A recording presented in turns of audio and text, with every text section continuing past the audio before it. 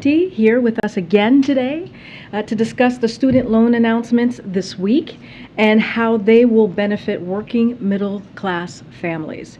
He'll have about 25 minutes. I know the in-town pool is going to have to leave about 1:45-ish, so he's going to stay with us as long as possible to take as many questions as he can. And then after that, clearly, you guys have to leave, and we have to also continue our day. And with that, Bharat, okay, thank you again. Thank you. Hey, good afternoon. Good to see you all. Before taking questions, I want to just talk a little bit more about the economic impact of the administration's student loan plan. This plan will lift a large weight off of tens of millions of middle-class Americans, people who came by and large from working families and who are working class now, teachers, nurses, firefighters, police, members of the military, and more. By lifting this weight, we are not only benefiting them and their families, we are benefiting the communities that they live in and the economy as a whole. So, for example, there's good evidence that student loan debt makes it harder for people to start new small businesses. These relief actions mean that more middle-class Americans can open more businesses in their communities. That means more job opportunities in the years to come. Student loan debt also makes it harder for people to buy a home. These actions will mean that more middle-class Americans may be able to finally afford a down payment, buy a home in the years to come, and start building wealth that they can pass along to their kids. As the president has said, his core economic plan is to strengthen the middle class because that helps everyone. And these actions are targeted right at America's middle class. Nearly 90% of people receiving the relief are making under $75,000 a year. The extra money for Pell recipients helps provide additional relief to people who are more likely to have less family wealth to rely upon. And when the president says that he's committed to growing the economy from the bottom up and the middle out, he's serious. That's why over the course of the last year and a half, we've been able to provide support to small businesses, support to people facing the risk of eviction or foreclosure, to people at risk of going hungry, and more. It's why the president's infrastructure bill is focused on creating hundreds of thousands of good-paying jobs, nearly 90% of which won't require a college degree. And it's the reason why our economy has roared back, and the unemployment rate now stands at a historic low, even as the economies of other leading countries are faltering. So this plan is working, and the student loan relief is the next part in it. With that, I also want to address an issue that I know has been coming up recently, which is the cost of this proposal. Our estimate is that the debt relief proposal will reduce average annual receipts in the student loan program by about $24 billion a year over the next 10 years. So the way to think about this is that because we are providing debt relief, reducing the outstanding balance for some people, eliminating it for other people, that means we're not going to be collecting a certain amount of payments that we otherwise would have been collecting, and that totals about $24 billion a year on average over the next 10 years. So let's put that $24 billion in context. That represents 1.5% of the deficit reduction that we are projecting for this fiscal year before the announcement. And it is far less than the $350 billion plus that we've already done in PPP loan forgiveness since last July. Now, consistent with long-standing budget practices and consistent with the comments that I made on Wednesday here, the official budgetary score will be produced by the Education Department and the Office of Management and Budget in the coming weeks, and actually the Office of Management and Budget is going to be putting out more detail on this process and how it's slightly different than the preliminary estimate that I provided later today. So with that, happy to take questions. Okay, all right, guys, we're going to take as many as possible. Morning. My first question is, thanks for the number. Why was this a number that we didn't have the past couple days? Yep. And then this modeling is based off of, you said 75% of people taking advantage of the program.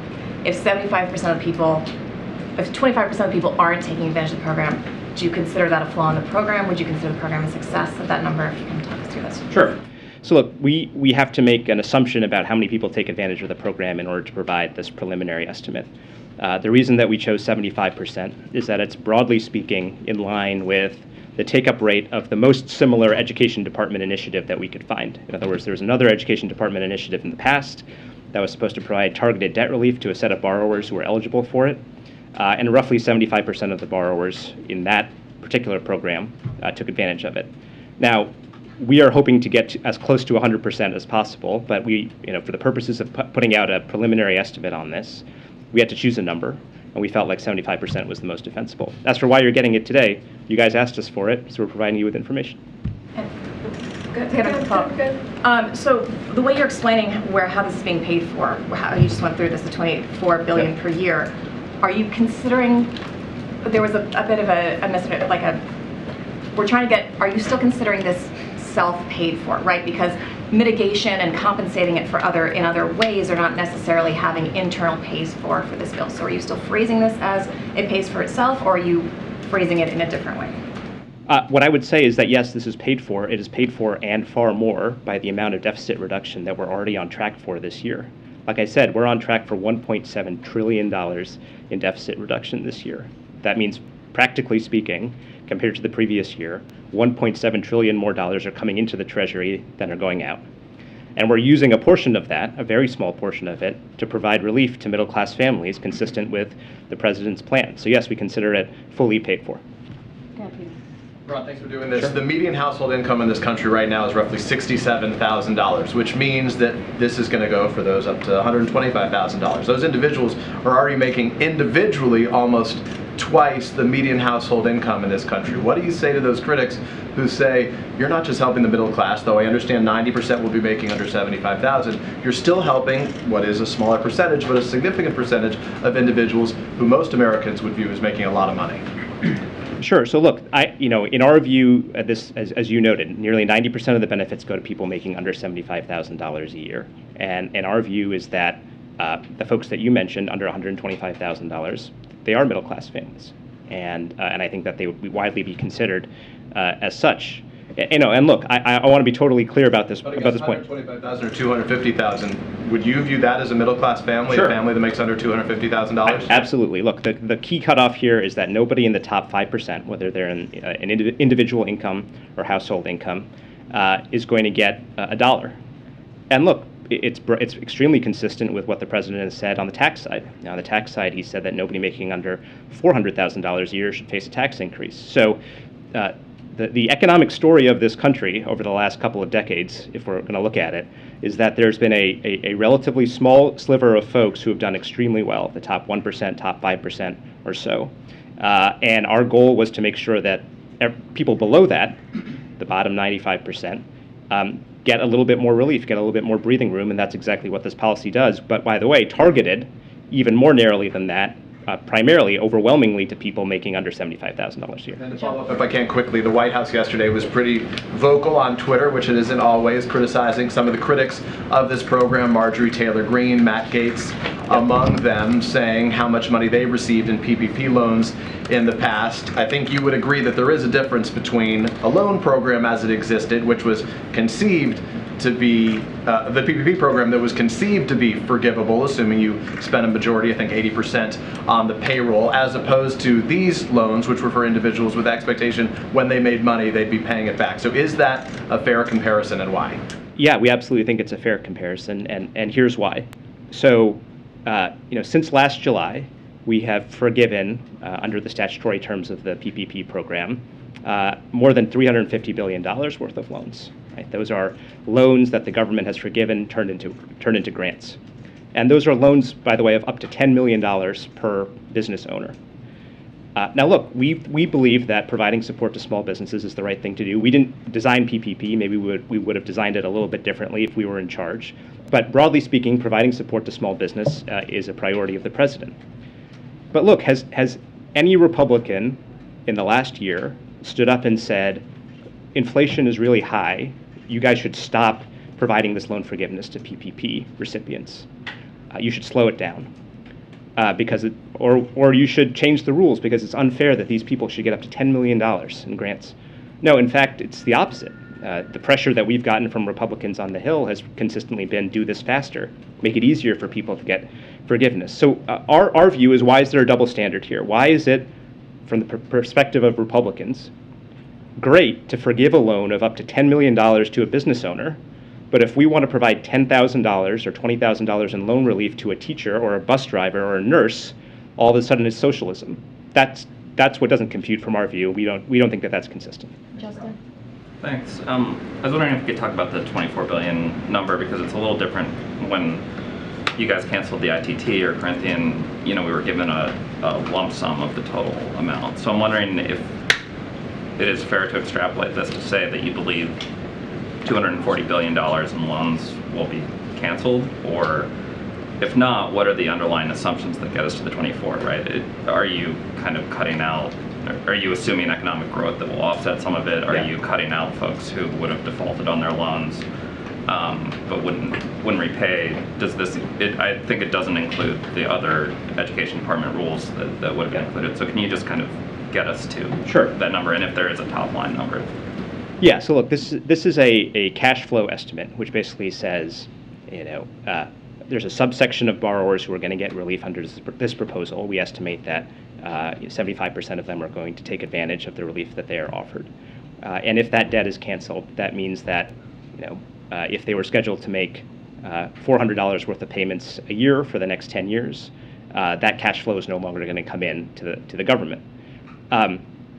It's that straightforward. Now, as the OMB item that's going to come out later is going to describe, there are some really key differences between what we are doing, which is a preliminary estimate, and the more complicated and frankly more precise score that is required by federal law. And to give you a few examples, number one, under federal law, to do a budget estimate of this, you have to take the net present value of all of the payments that are foregone. That estimate is going to look at some really important technical implementation decisions that the Department of Education is going to have to make. So, for example, if you're a borrower and you have multiple loans over $10,000, well, if you get $10,000 in relief, which of these loans is going to get canceled? It matters for the cash flow. That's the kind of more sophisticated drilling down type of analysis that's going to happen as part of that process, consistent with our with budget scoring. But in an effort to provide you all with more information and a ballpark, that's what we're doing here. Just because I have you right now, and Jay Powell spoke earlier today, he said that the Fed was likely going to continue to pursue interest rate hikes, but that it could result in pain in both a slower economy and job losses. Obviously, inflation is a major concern, and that's what the Fed is looking at here. But the president has not only said that the Fed is independent, but it has sort of endorsed their vision. And if their vision results in job losses and an economic slowdown, has the president's opinion of that changed in any way? Well, I'm not going to answer that hypothetical, but I will say that we have great respect for the independence of the Federal Reserve. I'm not going to comment directly on Chair Powell's comments, but there's been a lot of good data released about the economy, including this morning, that to us gives us a lot of hope about the future trajectory of where things are going and how middle-class families are going to be doing. So, for example, PCE, which is a measure of inflation, came out this morning. In fact, it's the one that the Federal Reserve prefers to the CPI. And what PCE said is that prices fell last year, 0.1%. And at the same time, incomes increased. So that tells a good story about the state of the economy. The University of Michigan put out its consumer sentiment survey this morning. Consumer sentiment is up quite a bit over the last month. And consumers' inflation expectations are down. So again, all good signs there. And of course, if you look back to some of the data releases a little bit earlier, for July we had 528,000 new jobs. CPI, which came out in July, that was flat, so no price increases in July. And of course, everyone's favorite measure of the economy, gas prices, are down over $1 since their peak. So a lot of good news in the economy. We're going to let the Fed do its work, and our focus here is to support households, keep our eye on the ball on inflation, and hopefully come out the other side with steady and stable growth, which is what the president has said is his goal. Go ahead, Matt, and I'll come to the back too. I had two sort of technical questions, but thankfully you're here to answer some technical questions. The first is, you guys have argued about the $1 trillion in deficit reduction. It sounds like it's hard to get to like a $240 billion figure over 10 years with this new estimate, but is it fair to say that 1.7 trillion becomes 1.5, or it becomes a lower figure given that it's not paid for? Is that a fair way for us to sort of think about what you guys are doing? That's a fair way of thinking about it. And another way of thinking about it is that we go from the single largest deficit reduction in the history of this country to the single largest deficit reduction in the history of this country. So the second question is about whether you guys have estimates. You've argued that this is potentially a deflationary move. Do you have any estimates in terms of how much money will start to come in come January, and how much money is going to be not coming in, and to articulate a little bit more of how you guys are arriving at that conclusion?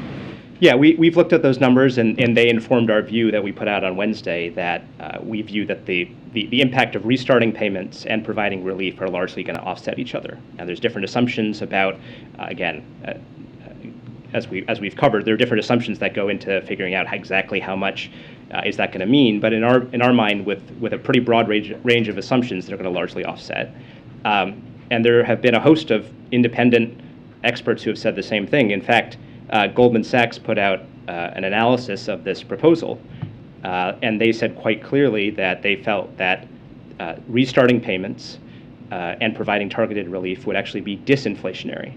In other words, more money would be coming into the government than going out in the short term, which would help further our efforts to bring down inflation. But I guess if you guys are saying $24 billion is the estimate for what won't come in per year, is there an estimate for next year once people start paying? Is it 30 billion is coming in, 24 billion is not, or? Sure. I mean, one way to think about it is this. So we've had a student loan pause in place now for over 2 years. No federal borrowers being required to make any payments. People are voluntarily making payments, so we're actually collecting, roughly speaking, $2 billion a month in payments voluntarily. Under normal times, so pre-pause, we were collecting about $6 billion in payments a month from student loan borrowers. So the difference between those two is $4 billion. If we turn the loans back on without making any other changes, roughly speaking, because things have changed in the world in the last 2 years, roughly speaking, we would expect to collect about $4 billion a month in addition to what we're collecting right now, right? So roughly speaking, $48 billion coming into the government that wouldn't have been coming in before. As you can sort of piece together, if the average annual cost of this is $24 billion, that means that on net, about $20 to $24 billion is coming into the government even after we do the relief, right? Now, again, there's some play in those numbers, but I just want to give you a general sense of how we're doing the math there. Good. Two just like brass tacks questions for people that are trying to navigate this still. We got this new information today that the form is going to be available for folks who think they're eligible in mid-October. It's going to take about 4 to 6 weeks for that to be processed. So can you guys guarantee to folks that if they are on time and they put in their application in mid-October, they will definitely see their balance shrink the appropriate amount before repayments have to be due again? And then just another sort of question too, so there's a lot of confusion. If you recently zeroed out your balance in the last few months, can you request a refund and then still apply to get some of this forgiveness? Great. All right. So let me, on your first question, let me just provide a little bit of detail because I want to make sure that people get the full story here. So the application will be available by early October. In the meantime, borrowers can go to studentaid.gov, which has been up now for the last 48 hours, and they can provide their email address so they can get notified when that application goes live. Once the borrower completes the application, they can expect relief within 4 to 6 weeks. So borrowers are advised to apply by roughly November 15th in order to receive relief before the payment pause expires on December 31st.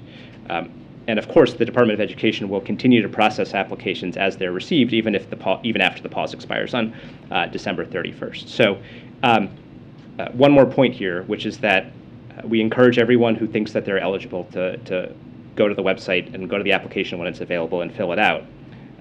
But as we noted during the announcement, there's actually 8 million people, 8 million borrowers, that's about 20% of the borrowers, for whom the Education Department already has data about their income on file. And if those people qualify based on the income on file, they'll actually get relief automatically. So I would refer you to the Education Department for any other questions about that. And your question about refunds, I would refer you to them. If they apply right when the application's available, they should be good to go before December 31st. 4 to 6 weeks after they submit the application. So yes, in our view, if you submit by early to mid-November, you should get your relief before the restart happens at the end of December. Go ahead. Thanks. I wanted to ask for a second about the legal justification for this program. You're using a 2003 law to justify why COVID's a national emergency and why student relief or debt relief is needed. What's your response to critics that say that that's a stretch in the law? And do you plan, or does different agencies that are involved here plan to put out more legal justification for why this is okay? Well, look, again, I'm not a lawyer, so I don't want to get into too much of the legal nitty-gritty here, but what I can tell you is that both the Department of Justice Office of Legal Counsel and the General Counsel's Office of the Department of Education have looked at the text of the statute and believe that the action that the Secretary took and that the administration took here is legally justified. There's more detail available in some of the memos that they've written, and I would recommend that you talk to them about it. But the president was clear from the beginning that he did not want to move forward on this unless it was clear that it was legally available to him. One of the first things that he did when he came to office was ask for that legal opinion, and got the answer that yes, options were available to him that were legally permissible under that law. And it's worth noting, by the way, that law that you're talking about is the exact same legal authority that the Secretary of Education has been using since 2020 to impose a pause on student loan payments for 45 million borrowers. And that has not been challenged in court. It has not been found improper by a court. It's the same statute that the previous administration used and that we have used that we are now using for this action. I also wanted to ask, you as an administration have taken existing statutes, and I don't know if stretch is the right word, but you did it with the eviction moratorium, you did it with vaccines, and we've seen courts push back. In this case, you have people who are really excited and really making plans with this money that they think they're going to save. And what's your response to them? Are you preparing for a legal challenge? What's your response when people are reading that there could be legal uncertainty to your position? Yeah. Well, look, what we can say is that we believe we're on strong legal ground in taking this action. Of course, people can challenge actions in court. It happens all the time. It happens to this administration. It's happened to every administration in history. It's going to be up to the courts to decide whether those are valid claims or not. But we believe that we're on very strong legal ground. Thank you. Niles, and then we'll come If you a follow-up to that, if a judge somewhere were to attempt to put a stay on the implementation of the student debt relief, would the payments still resume in January? The other side of the coin. So if the student debt relief were to be stopped by a court, would the other side of it, the payments still resume? Yeah, I'm not in a position to answer that hypothetical right now, but it's a good question. Thank you. I wanted to just go back to your comparison between this and the PPP loans, Sure. because what Republicans and critics are saying is that there's a difference between those decisions being voted on by Congress and those loans that turned into grants being by and large for to cover businesses that were shut down by the government involuntarily because of a natural disaster versus students who willfully took out their loans and are now unable for whatever reason to repay them. There is a difference there. Well, I would say both actions are based on laws that Congress passed. We are implementing a law that Congress passed, actually a Republican Congress and Republican president in 2003, the HEROES Act. And again, that's the exact same legal authority that the previous administration used to put a pause on student loan payments. That's the authority that we're using in this instance. So, we are acting consistent with the law. And look, to go back to my earlier point, we're not against PPP. We're supportive of the idea that small businesses should get relief. The point is that over the past year, we have been forgiving hundreds of billions of dollars worth of loans to business owners. And remember, that program was stood up very quickly. Money went out the door quickly, and Congress could have come back at any time and said, we should look a little bit more carefully at these loans. Maybe we shouldn't be providing forgiveness to people if they clearly did extraordinarily well during the pandemic. Remember, these are really low interest loans. Maybe we should just make them pay back their loan at a low interest rate rather than forgiving it. None of that happened. We didn't hear from a single Republican pushing for any of that. Everyone was on board with forgiving up to $10 million in loans. And so all we're saying is that it's hard to credit those same people who are highly supportive of that program and that amount of debt forgiveness, turning around and saying that forgiving a fraction of that amount for working people, not business owners, but working people, somehow that crosses the line over into socialism.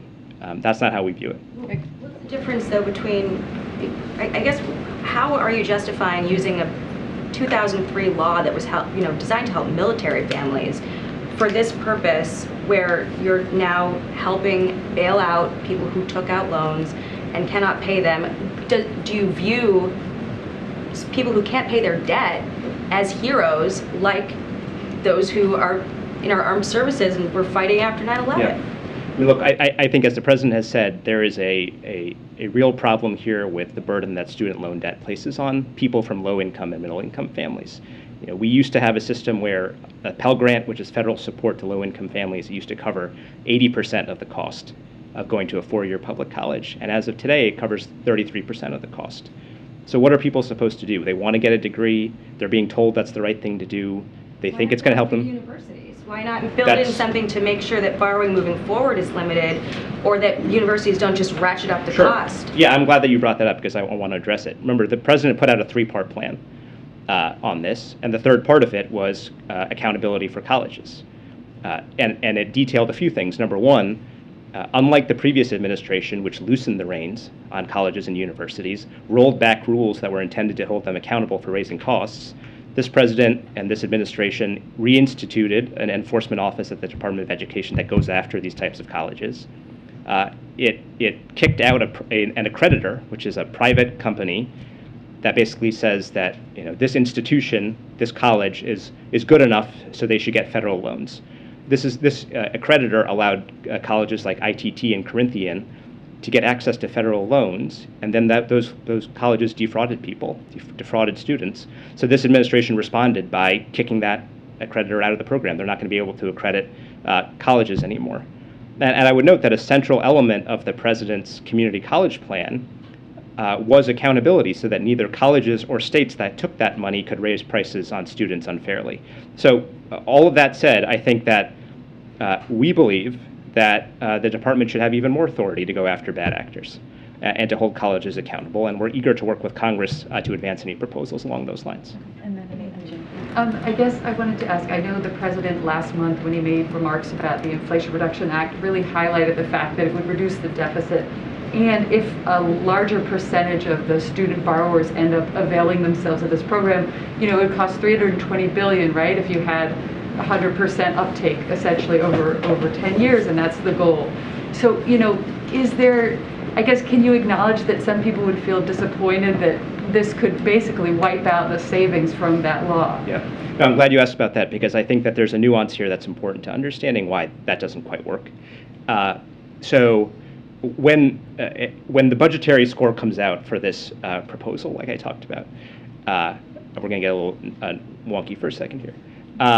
What it's going to do is say that all the loans that are being modified or eliminated here, we have to look over the lifetime of that loan and figure out how many dollars are we not collecting because of that modification. And so, as you know, many loans, the repayment lasts over 10 years. You know, people are repaying for 20, 25 years in instances. So really that score is going to reflect the cost over a much longer time horizon than your standard 10-year budget window.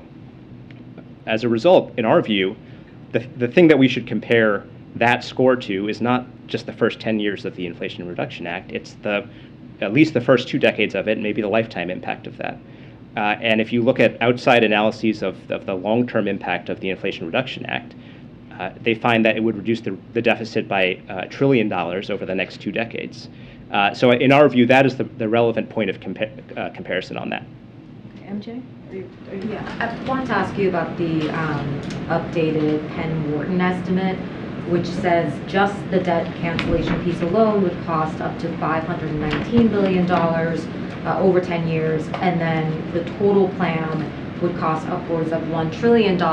Obviously, there is a significant gap between the $24 billion per year that you're citing, or $240 billion over 10 years. Just wanted to give you the chance to walk us through why we might see that difference in the two models. I know it just came out today, and I didn't have too much time to look carefully into it, but I got a chance to skim it. My view is that there's a couple of things. Right off the top, getting to that $1 trillion, they have a massive range on estimating the impact of our reforms to the income-based repayment plan.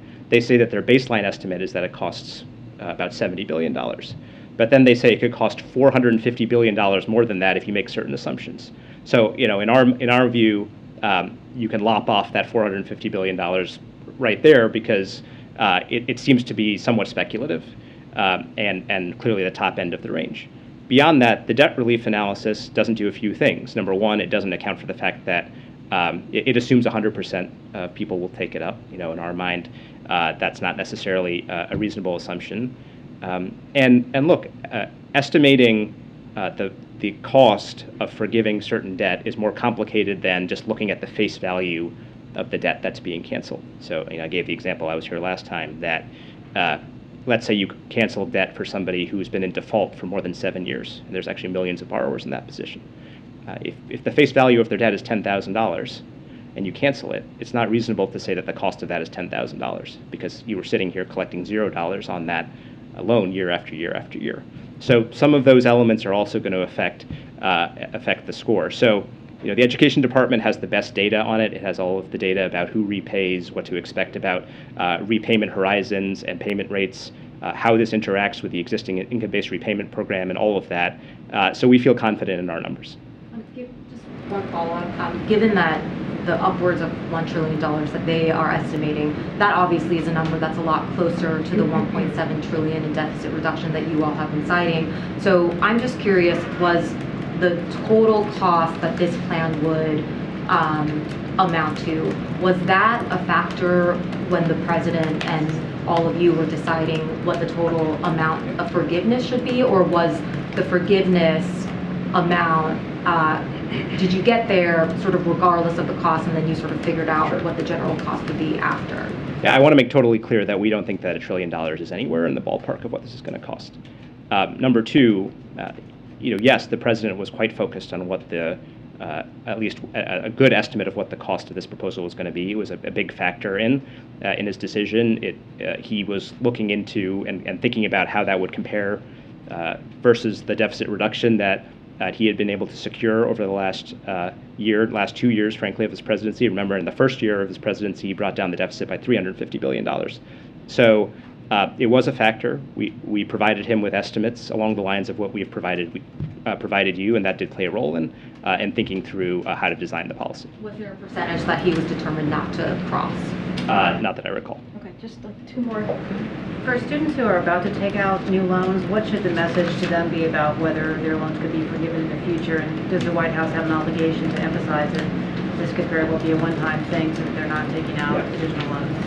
I would say two things. Number one, this is going to be a one-time thing in terms of the blanket relief. This is an authority that is conditional on an emergency, as I said, and the president believes that this relief is warranted in this instance, coming out of the pandemic and as we transition back into repayment. It is not the kind of authority that you can use over and over again. But what I would say to that student is that these income-based repayment reforms that are also part of this proposal are designed to help people who go to school and then end up having lower income, middle income jobs going forward. Remember, we had some examples in the fact sheet that we put out alongside the proposal showing that, for example, somebody making $30,000 or $40,000 a year after they have some debt, the income-based repayment reforms represent a savings of $1,000, $1,500 a year or more, depending on their exact circumstances. So it was really important to the president that this package of proposals not just be relief for current borrowers, it's a reform to the system so that future borrowers also get more manageable debt loads going forward. Okay, I think the in-town pool has to gather, so folks need to go, feel free. I'll stay a little bit longer. Okay, you're being very... I'll just ask my question. Many comparisons have been made from the American system to foreign governments, where higher education is government-funded, taxpayer-funded, at no cost to the student. Yep. How did foreign systems inform the decision for loan forgiveness? And is there any economic data we can glean from those countries that we might see as a result of the loan forgiveness decision? Yeah, as we've talked about, part of the reason that we're in this position, part of the reason why the cost of college, even after accounting for inflation, has tripled in the last 40 years, since 1980, part of it is that there has been a significant amount of disinvestment, especially at the state level. So states used to put more money into funding public education, public higher education in their states, and that helped keep tuition down, especially for in-state students. What we've seen in recent decades is pulling back on that and basically shifting the burden onto students who come from lower income and middle income families. And as I noted, the federal government hasn't done enough to step in and fill that void. and the value of the Pell Grant has deteriorated from 80% to 33%. So, what the president has called for, as you know, is a series of increased federal investment that would make it easier for folks from lower income and middle income families to go to college, right? Doubling the Pell Grant. Right now, the Pell Grant's about $6,500 a year. He wants to double it to $13,000 a year. That represents a significant amount of relief for people from lower income, middle income families. And as I talked about, he's also pushing to make community college free. All right, we got to wrap it up. I'll Okay. stay a little longer for folks and take some questions. Thanks, everyone. Thank you so much. That was very helpful. Thank you. Good to have you. Okay, so I'll stay a little bit longer and take some questions for folks who are still here. Okay, just a topper for you, and this is something that Bharat already alluded to, talked about, which is the PCE. While there is more work to do to bring prices down, we received several pieces of encouraging economic news today from PCE. The new data on the personal consumption expenditures, what economists call, again, PCE, show that in July, incomes went up while prices went down. So based on this measure, inflation went down in July. This was largely driven by the fastest decline in gas prices in a decade. The national average is now down to $3.87 per gallon. The American people are starting to get some relief from high prices, and that's underscored by new data that shows consumer sentiment is up 13% since July. And 1 year expenditures of inflation dropped by nearly a half a percentage point. That's encouraging news as well. The president's #1 economic priority is lowering costs while sustaining our historic economic recovery. The recently signed CHIPS Act and Inflation Reduction Act will do just that. Once again, we have more work to do, as we have said over and over again. We continue to face real global challenges, and we are always careful to not read too much into any 1 month's data. But what we saw today is encouraging evidence that we are on the right course and we are making progress. Amr? Does the president believe that it was appropriate for the former president to have classified information and unsecured in his home? So, as it relates to, and I understand why folks have an interest in this, we totally get that, but as it relates to any comments on anything related to this independent investigation, even any underlying materials, we feel that it is not appropriate for us to comment on this. This is an independent investigation that the Department of Justice is leading. That's something that the president finds is an important thing to do for the Department of Justice to have that independence. We're just not going to comment. The president yesterday suggested that Republican ideology is veering towards semi-fascism. Could you just clarify what exactly does the president mean by that? And secondly, the president also said he respects conservative Republicans, but he does not respect MAGA Republicans. More than 70 million Americans voted for Trump in 2020. Does he not respect those voters? No, I mean, that's not what he said. I think he was pretty clear and he was very powerful last night. Look, what the president said last night was that when it comes to MAGA Republicans, when it comes to the extreme, ultra wing of Republicans, they are attacking democracy, right? They are taking away rights and freedoms. They are using threats of violence. They are taking away voting rights, and he called it what it is. That's what he did. He called it what it is, and what many, we would argue, historians would agree with us on. And so what Joe Biden believes is, as president, he should, and president should, be the strongest voice for democracy. And so he was making that very clear. He was making that contrast to what congressional Democrats have been doing, which is fighting for our rights, fighting for freedom, delivering on an economy that is historic, 10 million jobs that have been created, lowering healthcare, lowering prescription drugs, and making sure that we take on those special interest groups. And we saw just a couple weeks ago that we won. So he's making that contrast, trying to make that very clear of what we are seeing today.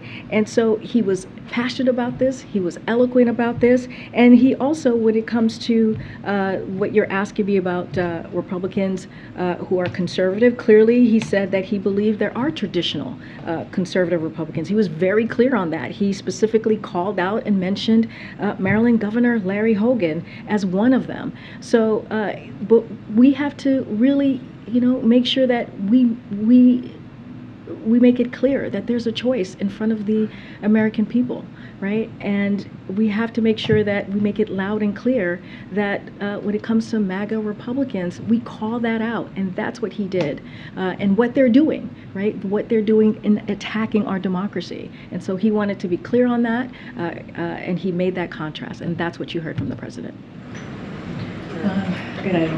Has the White House made any changes in light of the revelations of the former president's handling of classified material to its own processes or training procedures for handling sort of protected and secret information? I don't have anything to share with you. Again, we're just going to be really mindful. I know I get the question that you're asking. We're just not going to share any change of processes. We're not going to share any information, anything that's related to this. Any content, any underlying materials to the investigation that the Department of Justice is doing. Again, an independent investigation. We're just not going to comment at this time. Just to hop back to loan forgiveness for a second. NPR's done a lot of reporting on sort of administrative processing failures at the Department of Education for these loan programs. These are kind of lapses in income-based repayment and sort of profession-based repayment that Secretary Cardona has acknowledged.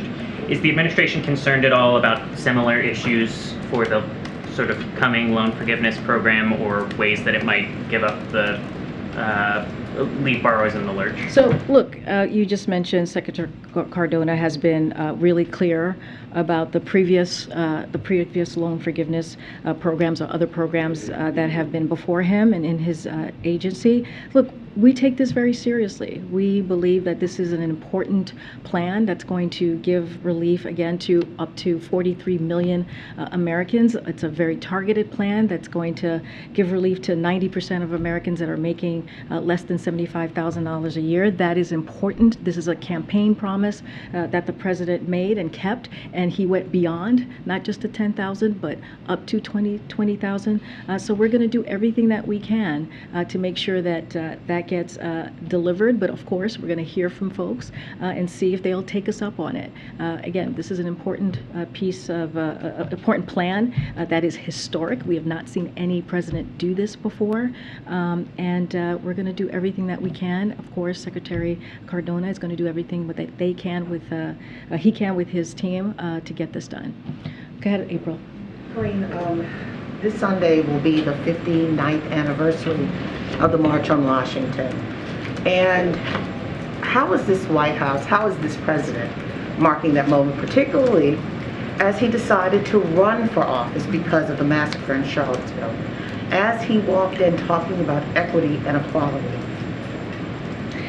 So let me first say a couple of things, because it is an important day, and I want to give it the due as you're asking me this question. You're right. When the president and so many Americans saw what was happening not too long ago, back in 2017, just in August of 2017, and we saw what was happening in Charlottesville, that moved him. What we saw, the hatred that we saw there, that moved him, and that moved so many of us. And he actually wrote an op-ed talking about what he thought that meant for this country, and how sad and devastating it was to see that type of behavior, that type of hatred, and that type of sentiment that was very public, and also someone lost their life. So I want to make sure that we don't forget that day as well, or that weekend as well. And when the president came into office, he took that, talking about dealing with racial equity, he took he took that very seriously. And you see that across the agency. He signed an executive order talking about how he wanted to make sure that there was racial equity within the agencies across the federal government, and you have seen him do that. And Susan Rice, as you know, the ambassador is leading that effort with her department and dealing with the different agencies and making sure that we deal with racial inequities, even here in the agencies. So as it relates to March on Washington and that anniversary, the president has said this before, and I'll reiterate. The March on Washington and Dr. Martin Luther King Jr.'s "I Have a Dream" speech changed the course of history. We continue to reaffirm our commitment to fulfilling America's founding promise. And the president has made advancing equality core to his administration, as I just laid out. We can't rest until justice truly rings out for all of us. I don't have anything specific on what the president's going to be doing on this, but we will share if we have anything more. And there was a missed opportunity, if you will. Civil rights leaders wanted to mark the anniversary Sunday by having a meeting with the president this week. Could you talk about that? Is there effort to try to have this meeting happen soon? Was it a missed opportunity, etc.? So, I mean, I'll say this. I don't have a meeting to read out or speak to at this time, but we have stayed in regular touch with civil rights leaders. You know this, April. I think you've reported on the many meetings that this administration has had with civil rights leaders. We are in close touch with them. The president has a very good relationships with many of those leaders, and so we find those relationships important, that we will continue to grow. Again, I don't have a meeting or anything to lay out, but again, we're in regular touch with members of that community. And lastly, is equity still one of the major one of the major pillars of this administration? Years in, is this still one of the fundamental pieces of this administration? Oh, it is. It is.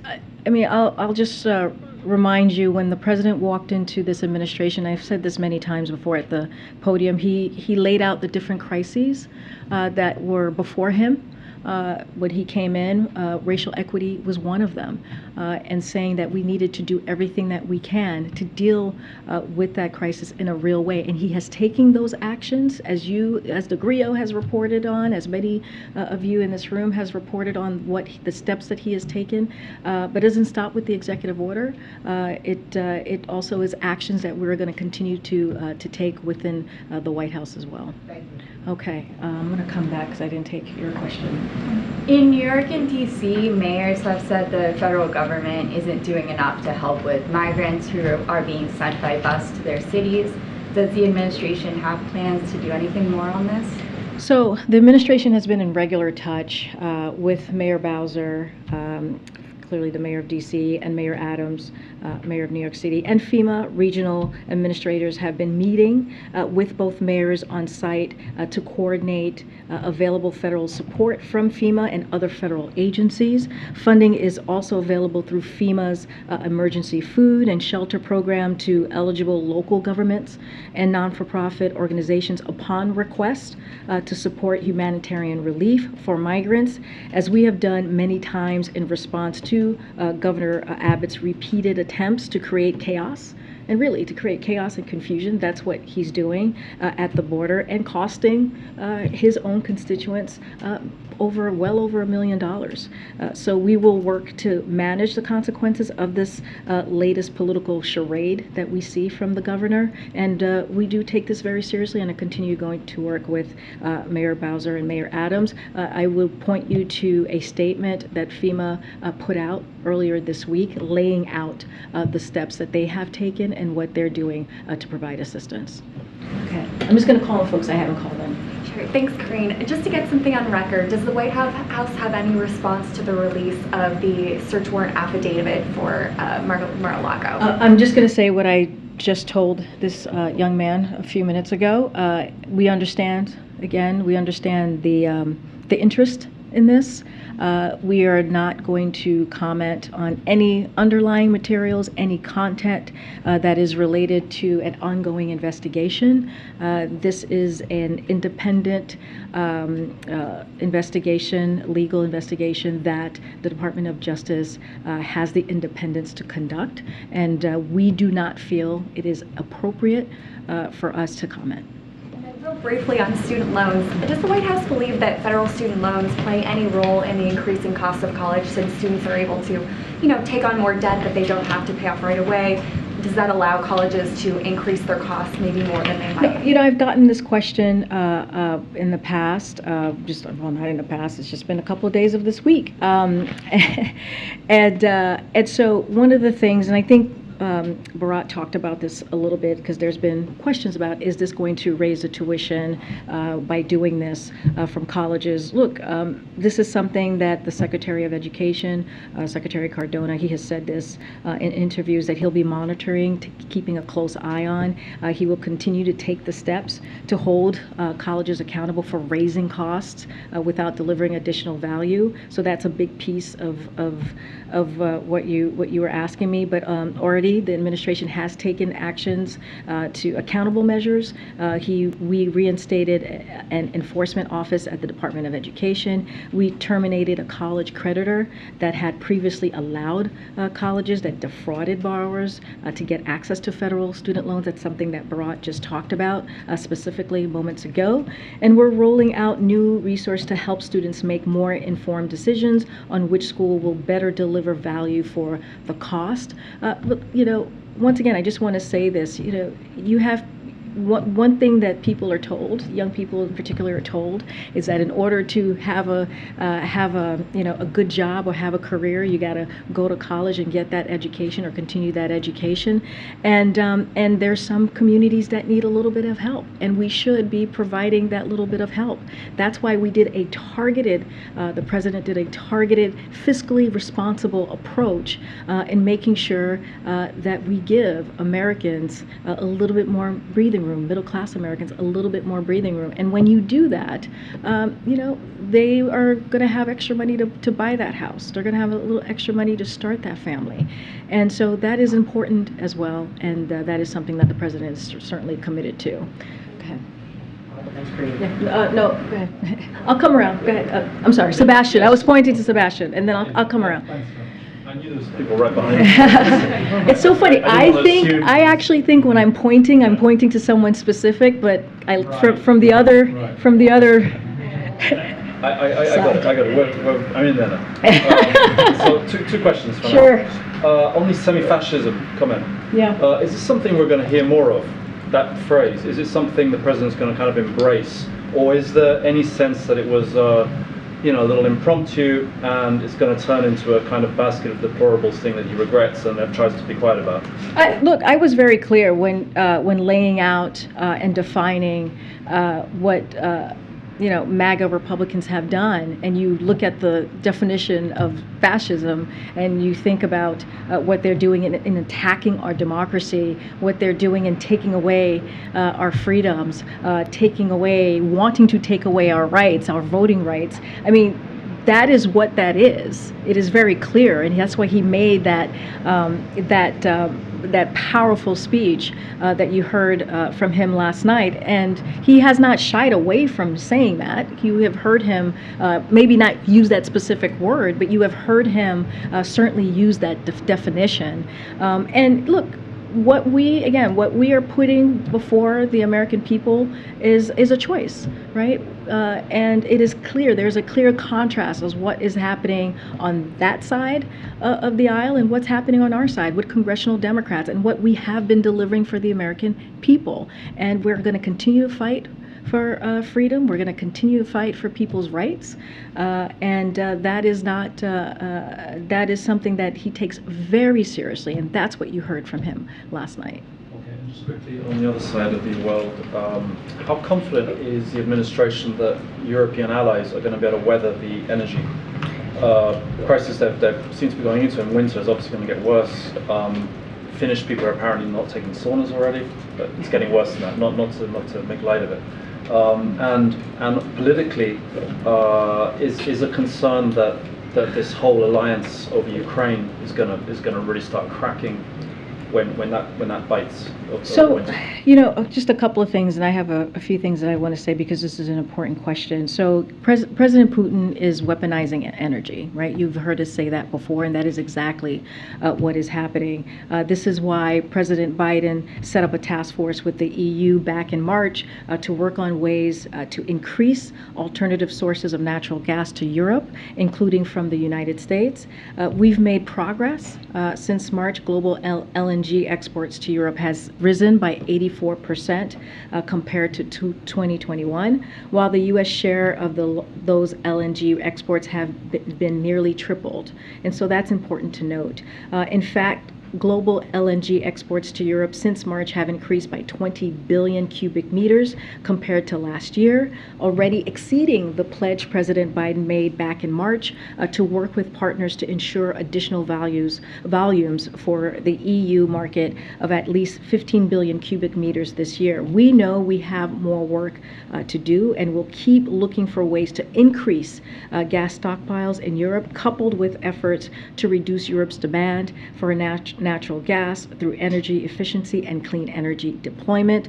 The path to energy security requires a doubling down on our efforts to transition to a clean energy economy, and we continue to work with Europe on this shared goal. Look, what you have seen this past several months, more than 6 months, even before we saw the war in Ukraine, the unprovoked war by Russia, is a unified West. You see the NATO alliance, the strongest than it's ever been. It is going to, looks like it's going to extend by 2, and that would not have happened if they weren't united, if we didn't see the leadership of this president. And so we believe that alliance, that partnership is going to continue. We are going to make sure that our partners in Ukraine has what they need to continue to fight for their freedom and fight for their sovereignty. Oh, we have to go? Okay, I'll take, go ahead, Brett. I was supposed to call on Brett. Go ahead. Thanks, Karine. I know today marks the anniversary of the terrorist attack in Kabul and Afghanistan. I saw the president's statement this morning, but I was curious, has he reached out to any of the families of the victims of that attack, or does he have any plans to address the anniversary of the withdrawal at length to the American people? So the president put out a statement earlier today, and as you all probably saw, some of you probably saw the statement that was released. He named each of the 13 troops who were tragically killed on that day. The president feels deeply about the loss that was suffered 1 year ago. And as he said in that statement, he feels strongly that we owe their families support for the rest of their lives. That is something that he's committed to. We are never going to stop seeking justice for those who were involved in planning of that attack, or for terrorists who threaten our homeland on any other day. So no president feels more strongly about our troops and their families than this president. And he and the First Lady have taken action to support our service members and their families through joining forces and signing the historic burn pits legislation that as you all know, expands benefits for veterans, and it was incredibly historical. Again, I point you to the statement. I don't have anything more to share. I will take one last question. Somebody I haven't called on. Rob, I know I haven't. I know you've been raising. Rob, go ahead. So on Afghanistan, just to follow up, what would you say to the father of a US Marine killed in the suicide attack last year, who thinks that taping a segment with Jay Leno this afternoon is insensitive and tone deaf? Again, this is something that's very personal to the president. It was a tragic killing on that day. 13 members were lost, as well as 170, more than 170 lives of Afghan lives. So this is incredibly important day that he wants to make sure that he acknowledged, which is why he put out the statement. But he and the First Lady have not lost focus on those families or any of the families that have lost loved ones in this 20-year war, because Remember, we were there for 2 decades, and we lost a lot of lives. Through joining forces, as I just mentioned, in the burn pits legislation that the president just signed, that is important as well. That is the work that this president is committed to doing, and that is a big deal, an important thing for service members and their families.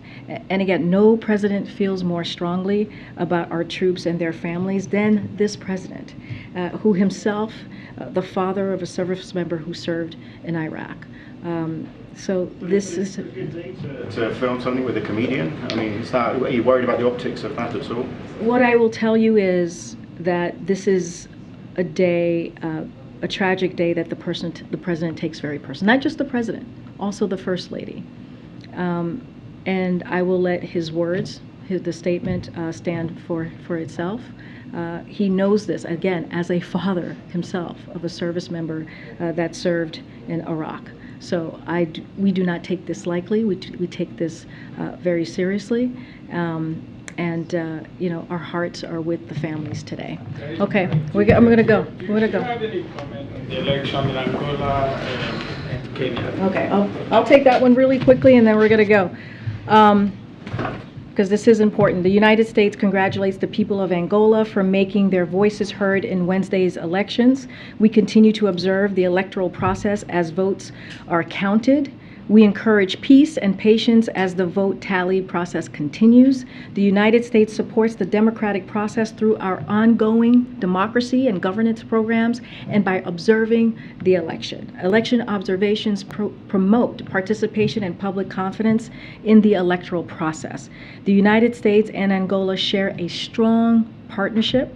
We will continue to work together with the government chosen by the Angolan people to deepen cooperation around shared priorities, including democracy, economic growth and investment, global health security and public health, and climate and energy goals to create a better future for all Angolans.